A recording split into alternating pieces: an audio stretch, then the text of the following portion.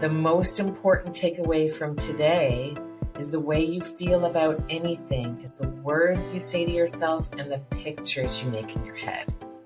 And the rule is what is expected tends to be realized. And what does this mean? It means that your thoughts, again, scientifically, your thoughts and your mental images scientifically become the blueprint that your mind works to make your reality.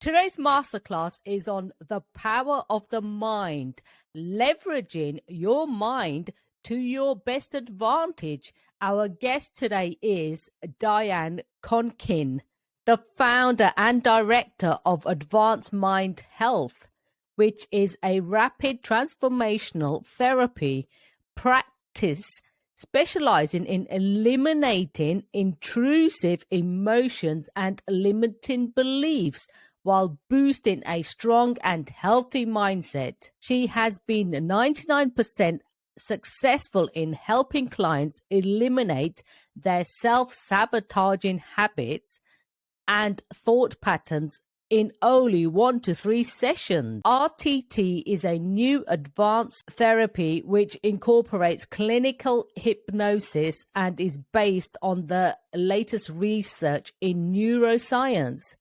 It is quickly gaining global recognition amongst medical and health professionals as one of the most effective treatments available. Welcome, Diane. Hi, thank you so much for having me. It's a pleasure. I was fascinated to learn this information, and I'm thrilled every time I get a chance to share it. Took you on your journey of the power of the mind. Is this something you needed for yourself, or you could see there was a need for? Mostly, I discovered it for myself. I lived with, and if you go to my website, you'll see my story, but I lived with an emotionally supported, a high-functioning alcoholic husband for about 15 years. Mm-hmm. And this started with him in depression, moved to alcoholism. And I really kind of felt helpless as to how I was to support him best. But he was in and out of rehab 3 times. I learned a lot about mental illness, about addiction, about self-sabotaging behaviors. And I thought to myself, someday I am going to help others with this issue, because I just saw firsthand the pain that he suffered, and in silence. I mean, he was a high functioning professional. Nobody in our lives knew about this, which is the same as most of my clients today. These can be executives, CEOs, business owners, or people that you think have it all together. But really, they are going through something, they're struggling with their emotions, and they just need some help sort of understanding them and getting past that. So I supported him for a long time. And when he passed, I, strangely enough, felt this huge relief.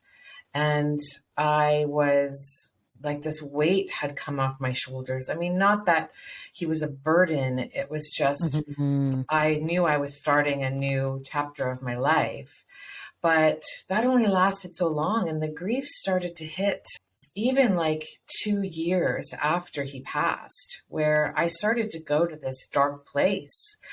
And I didn't know why until I recognized that it was the grief. And then I thought, okay, I'm going to need some help. I've been to a couple of therapy sessions before. I wasn't really a fan. I mean, you feel better temporarily, but unless you keep going, those same emotions come back. So I started looking into different methods, and I found RTT, Rapid Transformational Therapy.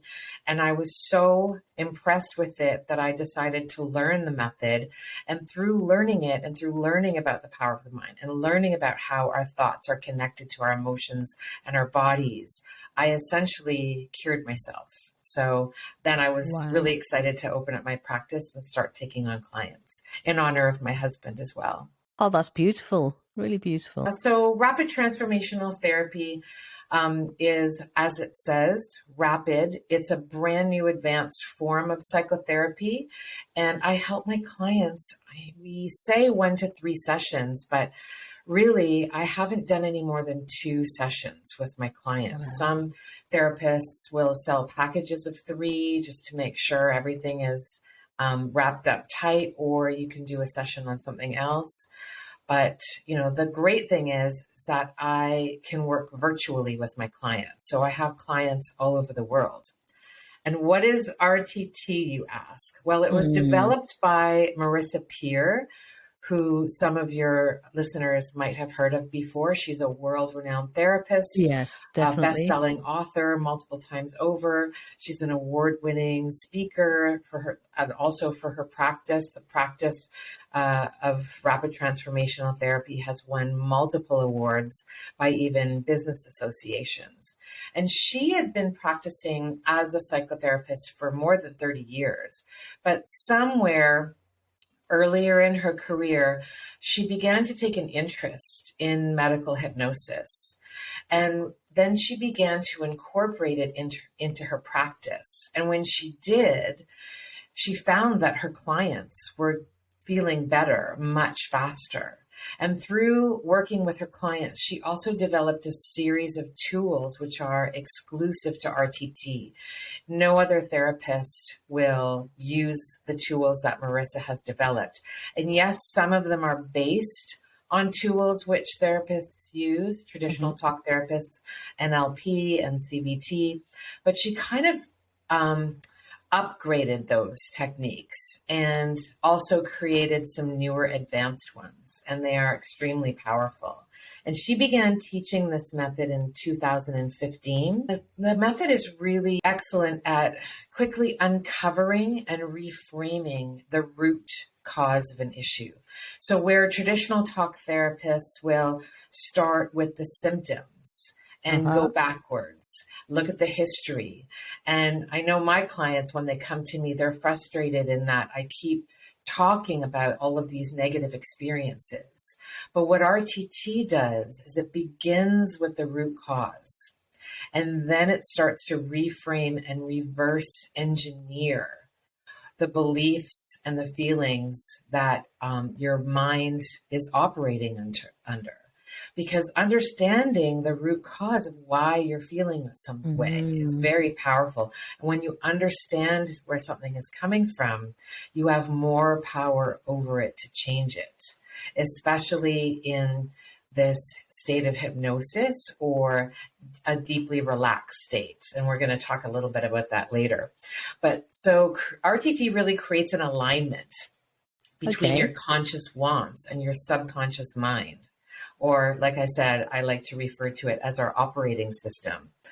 And so let's talk a little bit about the subconscious mind. Yeah. So I remind my clients, because we learned this somewhere in school, but 95% of what drives our decisions, actions, and behaviors is our subconscious mind. Yes. And the number one job of our mind is to help us survive. And it does this by moving us towards familiarity, right? Our comfort zone, and encouraging us to stay away from things that are unfamiliar, and moving us away from pain and towards pleasure. And it also, what it thinks we want it to. And essentially it's formed from the meanings that we attach to our past experiences, mainly as young children. And those meanings that we attach to our experiences form a child's perspective. It becomes the mind's belief. And those beliefs influence our behavior and then become reinforced the longer they stay there.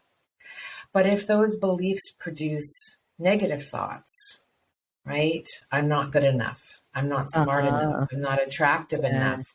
I don't deserve, I'm not deserving. I'm not worthy, and so on. Then that's when they become a problem. We get into this negative loop. But the good news is that the beliefs that our mind hangs on to can be changed, because another rule is the the mind will hold on to beliefs, Uh-huh. but only until you change them. Yes. And here's a fact. The only thing we can control are our thoughts and the way we feel about anything, meaning the way the mind responds to anything comes down to two things: the words we say to ourselves and the pictures we make in our Yes. head. So here's the equation. I'm going to be repeating this information. That as well, the two things, the words and the pictures, and also this equation. Our thoughts create our feelings and beliefs, which create our actions, our choices, which create our life, essentially. Wow. Right? Because again, this is the part of our mind that drives 95% of our decisions and behaviors. And some scientists, some neuroscientists say even as much as 97%. I mean, they're doing Oh, quite further high. research on this all the time. Exactly. And this is the way it operates. So we're going to look at some of the rules of the mind now. And these were created by a man called Charles Tibbetts, and he was one of the pioneers of hypnotherapy. He worked as a young man with a physician and his patients in the early 1900s, like very early. Uh, And even though he had great success with these really difficult patients, because this method wasn't well known at to use hypnosis for medicine. yes. So the doctors were still very skeptical about it, and they saw the patients were getting better, but because it couldn't at the time be proven scientifically, the doctors were, I'm sure, a bit embarrassed. And, Yes. and then that probably would even be the case today, Yeah. because it's not quite, even though it's been scientifically proven, it's been quite recent. And I'll talk about that later too. Mm-hmm. But so this doctor swore Charles to secrecy about how he was curing his patients. But in the 60s and 70s, Charles went on to immerse himself studying hypnosis, studying hypnotherapy, and even at an old age when he had a paralyzing stroke, he Oh, used self-hypnosis to regain his speech. And he wow. documented these rules based on all the available research at the time, which still scientifically stands today. So we're going to talk about a few of them. There's, I think, 8 of them, but we'll talk about 2 or 3. Okay. And the most important one is that every thought creates a physical reaction in your body. And this has been scientifically proven, exactly how the mind and body are connected. And we all know that the subconscious mind controls our automatic movements, right? We breathe without thinking about it. Yes. Our actions when we drive are automatic, right? We can have a conversation and Mm-hmm. still get home without even thinking about it. And these actions we don't consciously think about, we just do them. Yeah. And so also scientifically, every thought we think creates a chemical reaction in the brain, which then triggers an emotion. It creates a signal to the body, and we feel and react a certain way. For example, when we have thoughts of negative outcome, it Mm-hmm. produces worry and stress, right? It causes that anxiety in the body. We get those nervous tremors or the heart palpitations, or it changes the stomach. And if it's prolonged, even maybe ulcers. And Yes. some scientists even call the gut the second brain Mm, because they are so connected. definitely. And the subconscious mind is always listening. It's always awake. It takes everything in, and it takes everything in literally. That's so important to remember. It absorbs and really forms our operating system. It's always adjusting our actions and even, like I said, responses in the body. So here's another example to get the thought creating the physical response. Okay. So if you were to close your eyes and imagine a lemon in your hand, Mhm. half a lemon cut open, and you can bring it up to your nose and you can smell the lemon, This is, if you can do this as you're listening, that's fine too. Just close your eyes, bring the lemon to your nose and breathe it in and smell that wonderful fresh lemon smell. And then imagine just shoving that lemon in your mouth. My mouth is already watering talking about it. But if you imagine biting into a lemon and just chewing the flesh and tasting that tart juice, your mouth is going to start to water.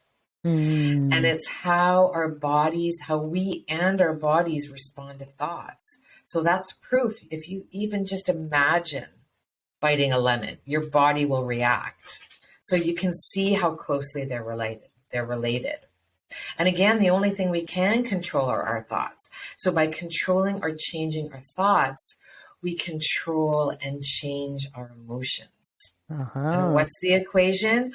Our thoughts influence our feelings, which influence our actions and choices, which create our life. And the more we repeat a pattern of thought, the more it seeps into our mind and becomes a habit of thought. You are creating those new neural pathways, right? Because here's the deal. If you have negative thoughts bubbling up from your subconscious mind, I could never do that. I'm not good enough. People will laugh at me, right? If you respond to those beliefs as if they're true, then you create the same unwanted feelings as before, which leads to the same emotions, which lead to the same choices and behaviors, which lead back to the same thoughts. We call that a negative loop, right? But if you want to break that loop, that means recognizing that habit of thought and then shifting that thought. Tell yourself the opposite. Marissa just had a book that she released just within the last 6 months, I believe, called Tell Yourself a Better Lie. And it's great because each chapter she talks about a specific client and that case. But it's talking about changing your story because you don't have to believe the thoughts that are bubbling up, right?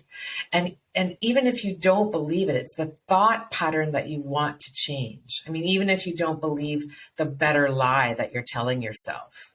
If you don't think you're attractive, look in the mirror, right? And say, you are gorgeous. And it's going to feel so uncomfortable, but it's going to be closer to the truth than what you're telling yourself, right? Definitely. And it's also the thought that you want in order to create a better feeling about yourself. And what does the mind respond to? The words we say to ourselves and the pictures we make in our head. Absolutely. That's what shifts your thinking. So for example, even on the spot, when I first started doing these interviews, and I wanted to make them familiar, I was like, could I do a podcast? Could I do a camera interview? Oh my God, that's like huge, right? As a new entrepreneur, because it's unfamiliar. But I thought, no, I want to make it familiar. I want to make this familiar. And now I'm just so relaxed doing them. But in the beginning, I would get a little nervous. I'd get those butterflies in my stomach, right? Just before I'd go on. But I would tell myself I was excited because really it's kind of the same feeling. And your mind doesn't know the difference between nervous and excited. You're telling it something opposite, right? Like if you're on a roller coaster, you're going to feel that same nervous feeling in your body as you would if you just won $1 million, right? Yes. So I would tell myself, I am so excited to do this interview. I know what I'm talking about. I love sharing what I know, and I'm going to be calm. I'm going to speak articulately. I'm going to have great energy, and people are going to love what I have to say. And immediately I was started to become relaxed in my body, or at least my thinking started to shift. I started feeling excited rather than nervous, right? I just noticed a shift in my mindset. So I use these techniques on myself too. Excellent. That's an in the moment example, but to prevent that nervous feeling from even coming up, we need to train our brains how to think. And this is rewiring our thoughts. And it just takes repetition and exciting words and for 21 days, because what do we know about forming a habit, right? It takes at least 3 weeks because that's what lays in those new neural pathways in your brain. Your brain is always firing from the moment you wake up, making your breakfast, making your coffee, thinking about your day. Your brain is full of electrical stimulants, but you can control those with your thoughts. And that's what overrides your thought process. So the next rule is what is expected tends to be realized. Okay. And again, the most important takeaway from today is the way you feel about anything, is the words you say to yourself and the pictures you make in your head. And the rule is what is expected tends to be realized. And what does this mean? It means that your thoughts, again, scientifically, your thoughts and your mental images scientifically become the blueprint that your mind works to make your reality. You ask any neuroscientist this, and they will 100% agree. Your mind will actually try to match the pictures and words you give yourself through your decisions and behaviors and your thoughts, obviously.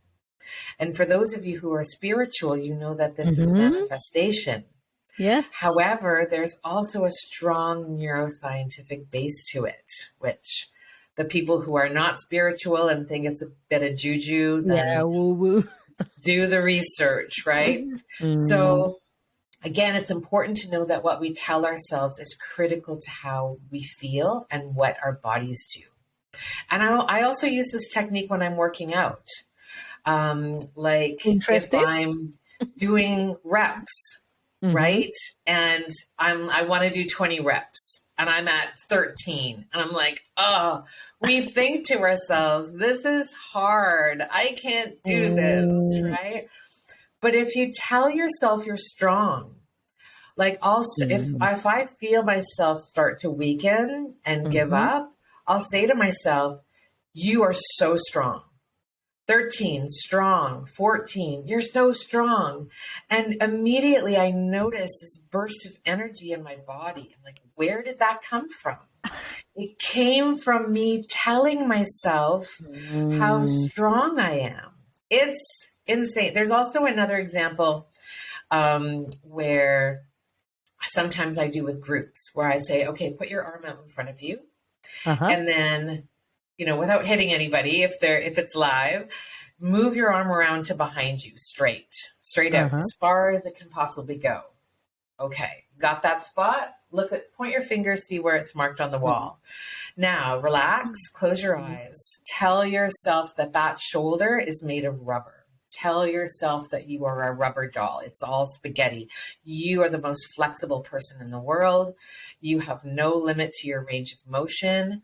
You can go as a third farther. With this time when you try it again, you're going to go at least a third farther. Open your eyes, swing your arm around, and you will go a third farther because you told your mind that's what you want. Absolutely. Exactly. And even again, when we talk about this rule, what is expected tend to be realized, even physicians know that if a patient expects to remain sick, or the opposite, if they expect to heal fast, the expected situation tends to be realized. My mom is going to be 90 in July. And I love her because she's got such a positive outlook. If anything happens to her or she's in a situation or she's injured, her favorite words are, it's only temporary. Oh, excellent. And I swear I'm going to get that tattooed on my arm. But it's true. But when we're in that hole of negative thinking, we don't think that way. We think this is going to last forever.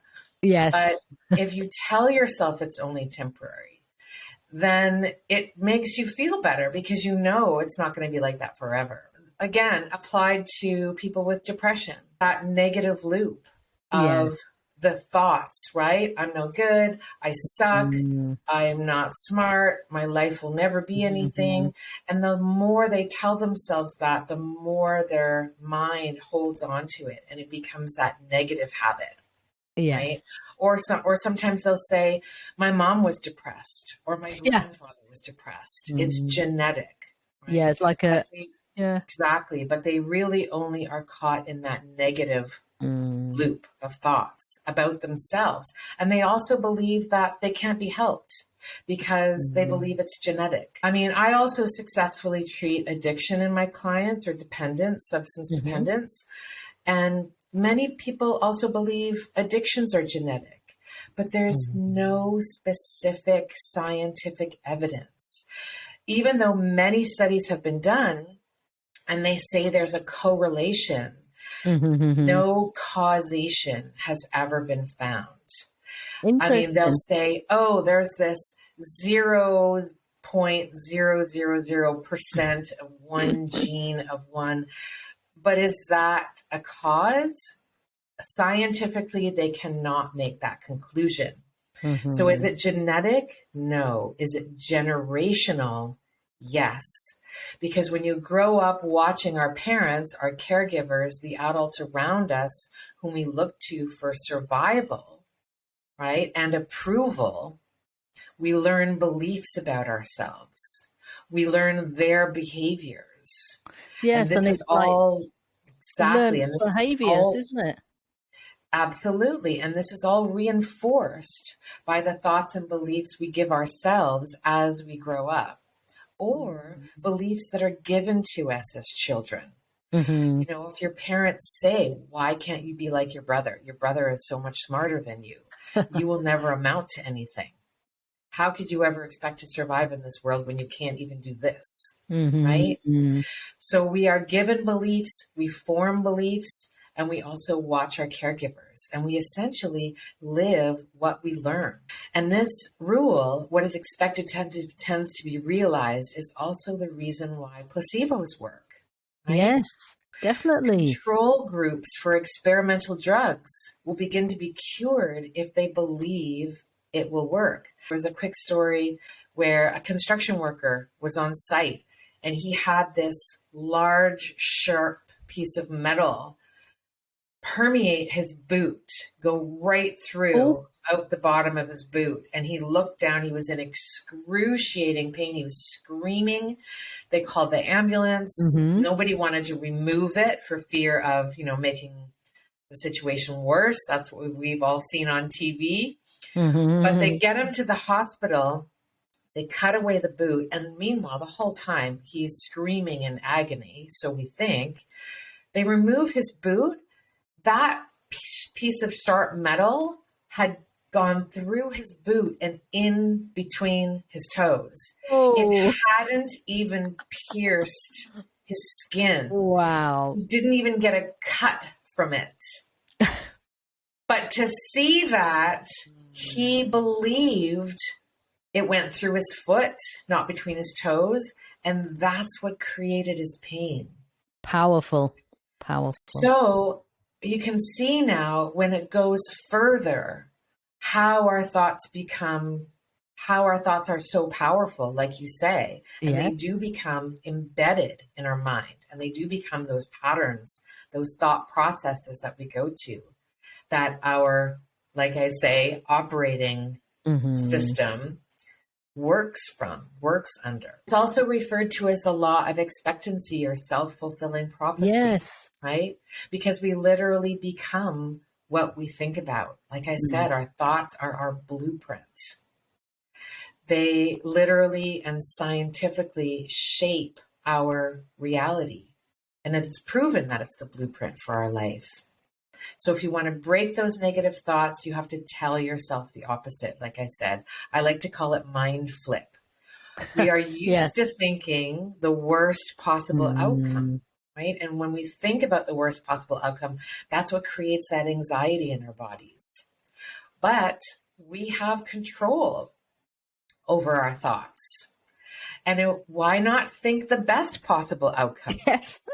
If I'm worried about something, like we all know worrying doesn't help, It's not going to affect the outcome, No. but we still do it. It's in our nature. And I'll talk a little bit about that later, about the evolutionary psychology. But if we flip it and we think of the best possible outcome, it makes us feel better, right? And it relaxes. Definitely. It doesn't do such damage to our body. It doesn't raise our blood pressure and damage our cells and give us ulcers, right? We think, what if, and use your imagination to think about exactly the best possible outcome, because that's probably going to be closer to the truth than the lie that you're telling yourself. And again, our thoughts create our feelings and beliefs, which create our actions and choices, which create our life. And the last rule we're going to look at today is imagination is more powerful than knowledge.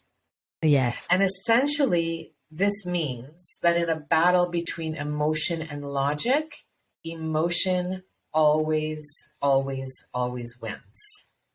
Definitely. If you, some of your viewers or listeners might have been on an observation tower with a glass wall, right? And you're far, far above the city. And you can put your hands on the glass wall, or even in Canada, in Toronto, they have a glass floor. I think it tilts or something, or I haven't been there yet, the CN Tower. But if you look down over the city, it's that height, right? Logically, you know you're safe. But emotionally, the very sight of the drop will make your stomach turn. And again, it's that thought being produced in the body. What do we know about emotions? Our thoughts result in our emotions, right? So you can see how important it is to use better thoughts, which create better emotions. And I mean, even logically, like I said, when you know you can't fall, it's the imagination, right? That you're producing that. So you can change your imagination, because we fall into patterns of using negative words, right? We say, this is killing me, or my commute is killing me, or my job is killing me, or my kids are driving me crazy, or we do something simple but wrong and we go, oh, I'm so stupid. Yes. Right? It's like, no, you're not. There was an error and it came from here. Like, you just have to tell yourself that, because those are negative emotional words. And what happens when we tell ourselves those things? We sink deeper into that emotion. And our subconscious mind is always listening, and it doesn't understand exaggeration. I'm starving. How many people, right? And it's kind of like a common trend to do this, to kind of go, oh my God, I'm obsessed with that. Or I'm starving. And your mind goes, what? You're starving? Well, then you better eat more than you normally do, right?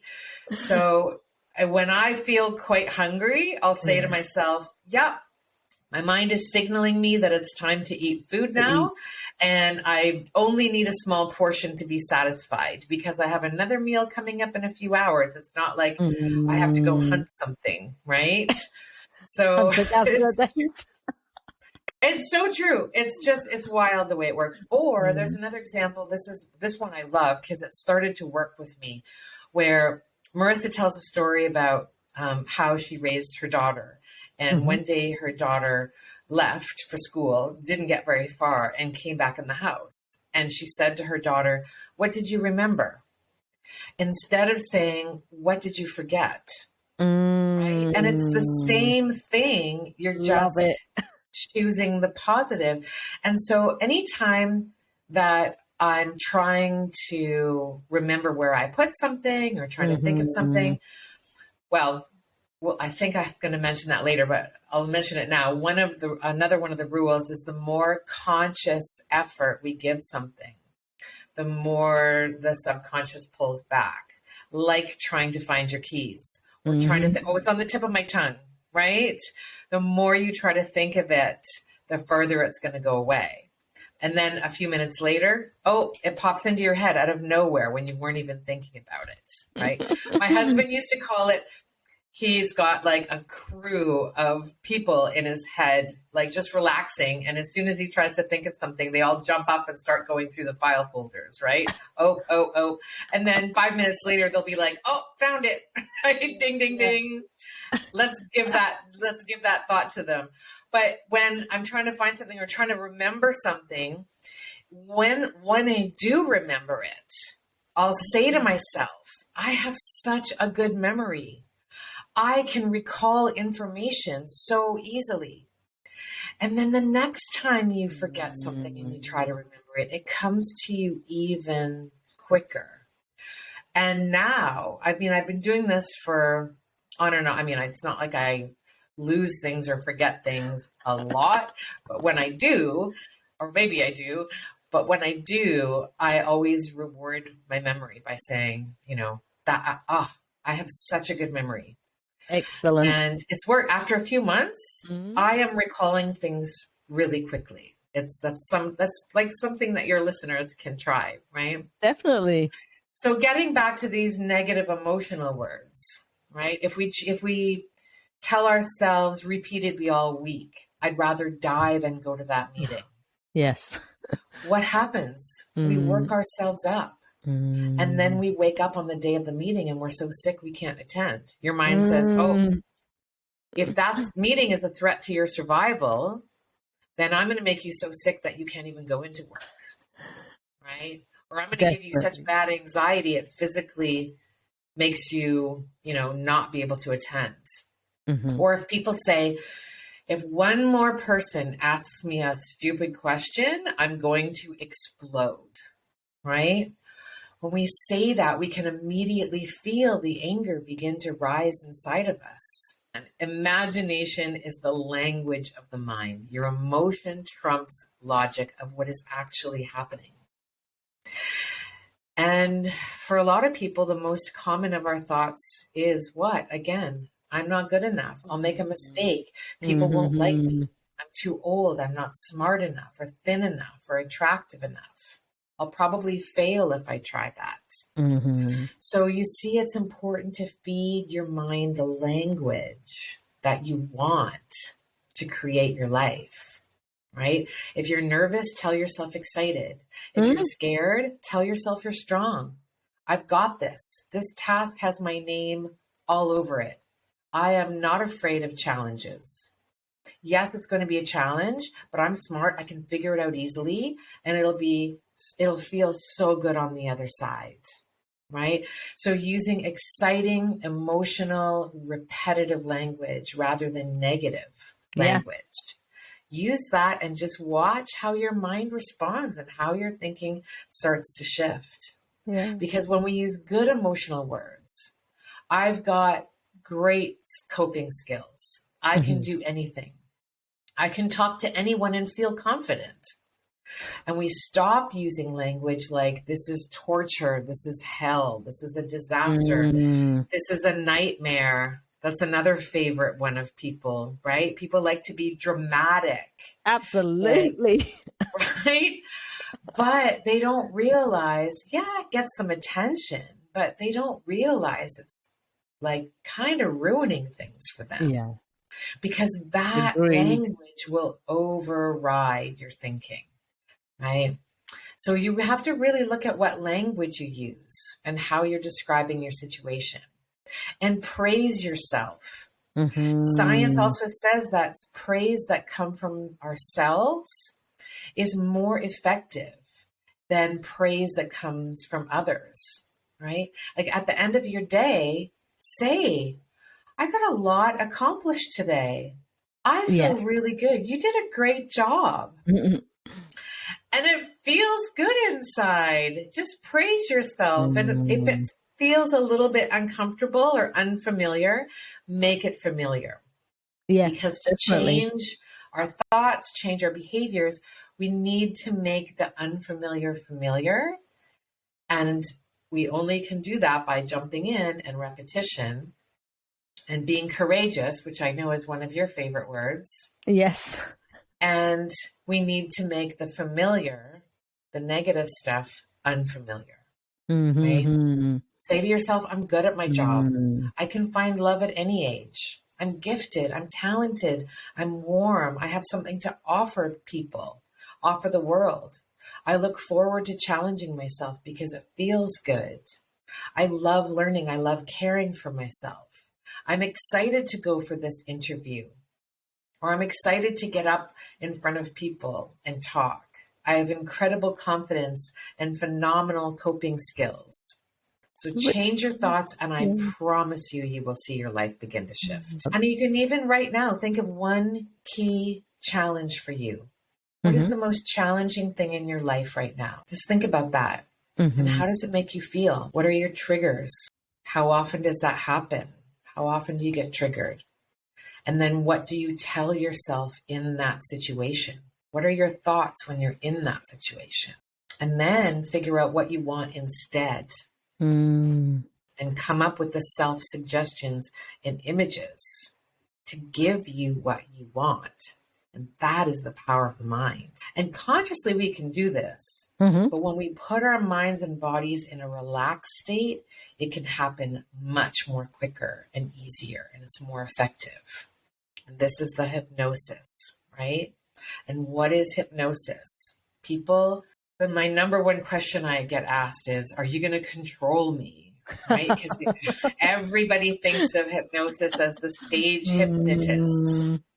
But that is not the case. I mean, think about those shows, right? I mean, normally I won't dwell on this, but think about those shows. If you've ever seen one, the hypnotist, which is not a hypnotherapist, but the hypnotist will bring a bunch of people up on stage and he'll do tests with them that they don't even know they're being tested.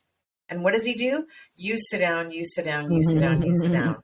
And he's left with what? 3, 4, 5 people that he has chosen because he can see they're the most suggestible. Yes. And usually definitely. they're the people that, they're the people that were like putting their hand up. Oh, pick me, pick me, pick me, right?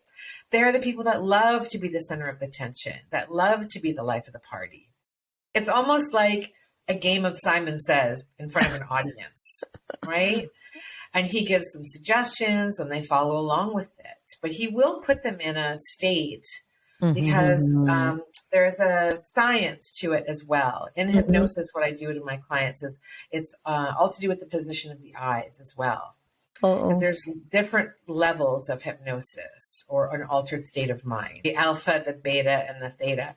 And when you roll your eyes up, then you create, essentially, you are forcing a REM state, right? You're creating a burst of alpha brainwaves in your brain. And then when you close your eyes and your eyes are fluttering a little bit, that's the perfect sign that you're suggestible. You take 3 deep breaths and you relax your body. I wouldn't suggest doing the eyes all the time. Some people can feel like I say to my clients, I talk them through a very specific method, but even guests listening today, it's like listening to a guided meditation, right? If you close your eyes and relax your body, because your body is connected to your mind, when you relax your body, you relax your mind. And that's the state where your mind begins to open up because you're focused on your internal state and your thoughts. Very similar to meditation, right? Hypnosis is very similar to meditation. You can reach the same states of mind, right? And in those states, Stanford University did a study in 2016. It was the most comprehensive study of its kind on hypnosis ever. And they did brain scans on people in hypnosis. And essentially they found that when your mind and body are in a relaxed state, the mind opens up to suggestions. That's when it absorbs things the most and most deeply, right? And hypnosis is really a natural state. That's all it is focusing on our thoughts. It's the same thing as when, like I said, when we get home, we pull into our driveway and we go, how did I get here? right? Because you are focused on your thoughts so heavily, and your mind takes over because it automatically knows how to get you home. You put the signal light on, you turn, like you don't even think about it, right? Or if you are completely engaged in a movie and you don't notice somebody walk into the room, you're focusing on your thoughts, which just means you start the external stimulus just starts to fade away. And RTT is actually more powerful than hypnotherapy, which normally is just putting clients in a relaxed state and giving them suggestions. But RTT is really an advanced form. It's an upgraded form of hypnotherapy. Yes. Because it gets to the root cause, right? Because you can go to all the therapy you want. And yes, I have nothing against it. It does help people feel better. But most of the time, people then come to me saying, I've been in therapy for years and it's not helping. So why do I keep going back? Right? And they keep going back because it feels better. Yes. But unless you eliminate the root cause, it's those emotions are still going to come flooding back. Those negative emotions that still keep bubbling up from our subconscious mind, which is hanging on to those old beliefs, because our subconscious mind is 95% of how we think. Wow. Right? So Marissa has developed these standalone tools. She's trained her students to get to the root cause. She's trained us in tools to reframe, to eliminate, to detach. And it's so powerful in creating the transformation in the clients. That's why I only need 1 or 2 sessions. That's fantastic. We uncover the root cause of your limiting belief, even if you know them. It's still an effective way of changing your thought processes, since it works at such a deep level. 99% success with my clients in my practice is almost 2 years old. So show them and facilitate their transformation, but they do it themselves. They're the ones that are rewiring their minds. I'm just guiding them through, giving them the language, asking them questions. We have conversation. Once my client is in hypnosis, it's like they're hyper aware. There's no controlling. I can't say, write me a check for $3,000 at the end of this, right? It's, and sometimes things will come up that they don't want to share. And I'll say, that's fine. If you don't want to share it, that's fine. Right? Just tell me the feeling that you had in that scene. Or tell me the feeling that you had in that moment. And that's the most important, right? Or I can't make anybody do anything that they wouldn't do in a conscious state. But when they are in that hypnosis state, they're able to answer questions easier. I mean, think about being in a therapy session. You're sitting there nervously, you're watching the therapist write down notes and, you say something and they'll write it down and you start analyzing it and trying to figure out, oh, what did I say? Or you'll edit yourself. You won't always be 100% true of what you're feeling, right? Because you don't want them to think badly of you, even though they're your therapist. Yes. You don't want them, right? Like you're shaping their impression of you by what you say. But in a hypnosis state, when you get into this really relaxed state, then your mind opens up and you can answer honestly and truthfully. And I'll say to my clients, and even when they don't know the answer to a question in a conscious state, I will say to them in a session, okay, I'm going to ask you a question and the answer is going to come up immediately. Just say the first thing that comes to your mind. And I'll ask the question and they'll blurt out the answer. Mind holds everything you know, all of your experiences, everything you've ever experienced, everything you've ever thought. And it holds the root causes because it's the operating system. So when you ask yourself, why am I feeling this way? You look to your mind, it will tell you. So with RTT, we do that work in the session of uncovering, reframing the root cause. And then I leave my clients with a personalized 15-minute recording.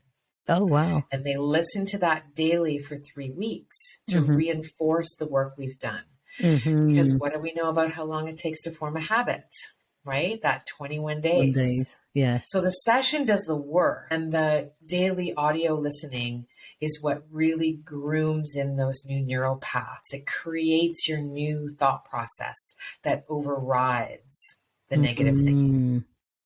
And you can also try doing some self-suggestion at home, right? You could just get comfortable, relax your body, close your eyes, get into that meditative state, very similar to listening to a guided meditation.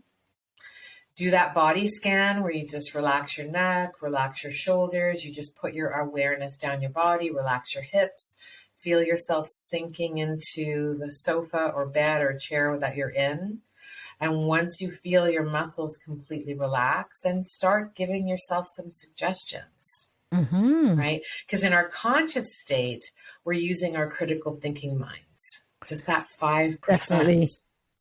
Just that 5%. So it's much more powerful to access that 95% for best results. And the other scientific fact about suggestions is that the more suggestions you accept, the deeper they go. Wow. With each suggestion you accept, it makes the next one easier and more meaningful. It actually goes deeper. And with self-suggestion, there's a few rules, or even suggestions that I use, but if you're trying it yourself, number one, your mind only understands the present moment. You can't say to yourself, next year, I want to have scaled my business and doubled my revenue, or by next year, I want to lose 10 pounds, right? It only understands the present moment. So today, this is what I'm going to do. Today, I am strong enough to take action. Today, I am looking forward to the challenge, or whatever you want to tell yourself. If you're feeling anxious, you can say, I'm confident, I'm safe, I'm strong, I'm smart. You can give yourself whatever, and if it feels uncomfortable, that's okay. Those are the ones you want to repeat. Your brain gets it. And also put it in the present. So I'm not nervous about any task because I know I'm smart and I can work through it. Again, I have phenomenal coping skills. I'm motivated to work on anything I need to work on every day. I do the most difficult tasks first, and I feel great about my accomplishments. I move from one great accomplishment to another, and the more I accomplish, the better it feels. The better it feels, the more I accomplish. I give myself time to rest. I take care of myself. So all present terms, right? Yeah. And the other way to engage in self-suggestions is obviously use positive, not the negative. Instead of saying, I don't want to feel nervous, say, I feel confident. Okay. Your mind can't really do the translation. Okay. So make the time the present and make all the suggestions in the positive tense as well. I don't want to do this. I don't want to do that. Say what you do want to do. Okay. So again, how does all this relate to RTT?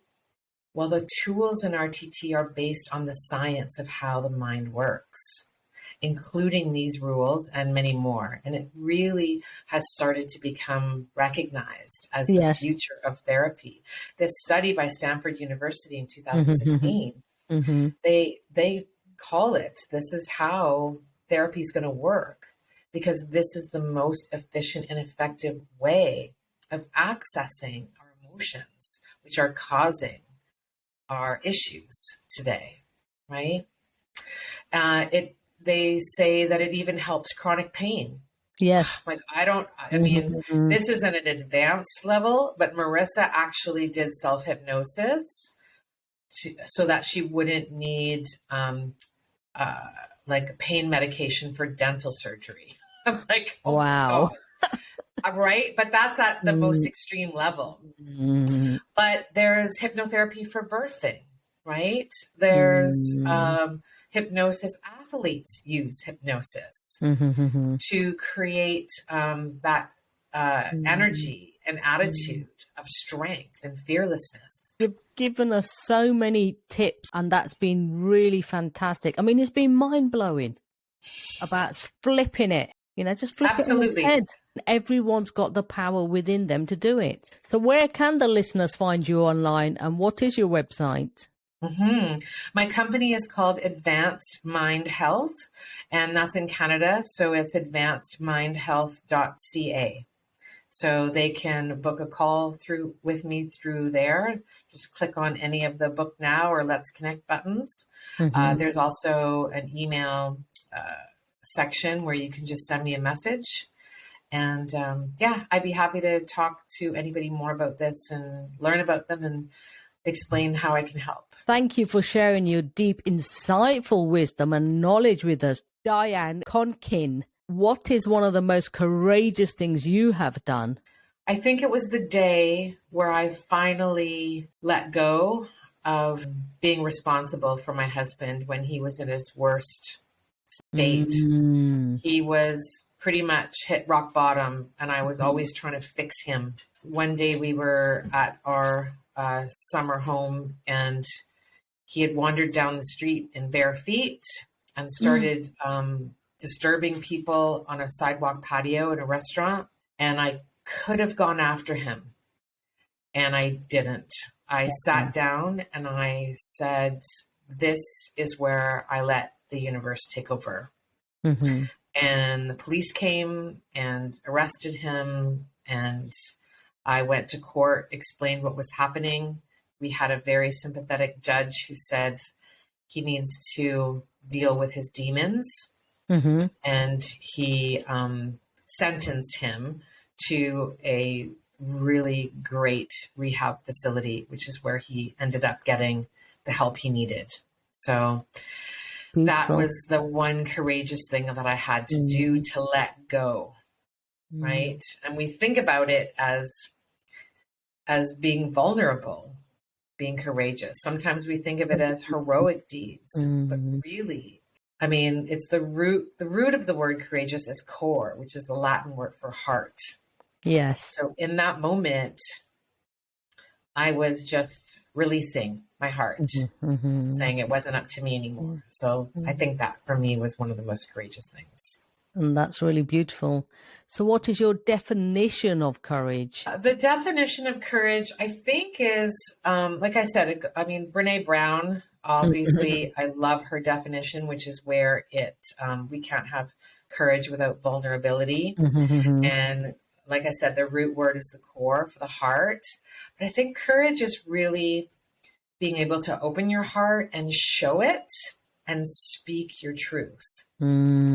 Because that's the part that causes most people that discomfort, right? And so when we open our hearts and speak our truth and share our true selves, that's when we're at our most vulnerable. So that's also when we're at our most courageous. But we're doing it to conquer something, right? We do it to conquer that discomfort, because we know on the other side of it, it's going to feel so much better.